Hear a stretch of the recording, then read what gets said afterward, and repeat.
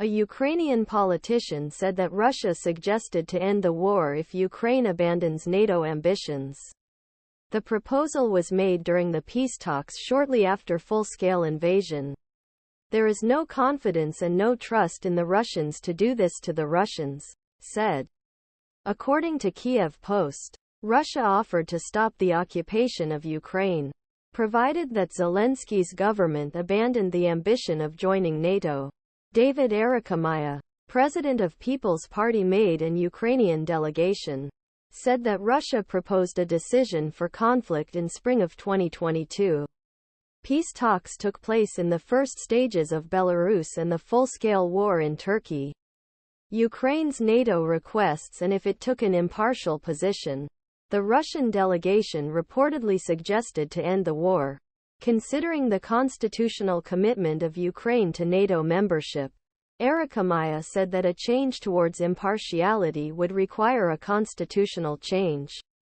Arakhamia told Ukrainian journalist Natalia Mozychuk that Russia saw the impartiality of Ukraine as a key condition for a potential peace agreement. Said. Ukrainian leader said that Russia is a lack of confidence in the sincerity. Arakhamia, who signed an agreement without such assurance, argued that he would leave Ukraine vulnerable against a potential second attack, because it would provide Russia an opportunity to prepare for another military aggression tour. War crimes social workers are preparing to carry a body in a body bag on April 3, 2022, which is not far from Kiev, the capital of Ukraine. Through Sergei Sapinski AFP, former British Prime Minister Boris Johnson's unexpected visit to Kiev on 9 April had an impact on the potential ceasefire. Johnson encouraged Ukraine to continue the fight by advising to sign any agreement with Russia. Ukraine remembered. He should not sign anything with them and just fight. Both sides stated that he was ready for a meeting between Ukrainian President Volodymyr Zelensky and Russian President Vladimir Putin. While the discussions suddenly stopped when Russian troops withdrew from Kiev.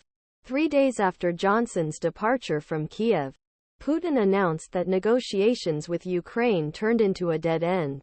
NATO expansion has been going on since beginning of the war, and previously neutral Finland has been participating in alliance in April.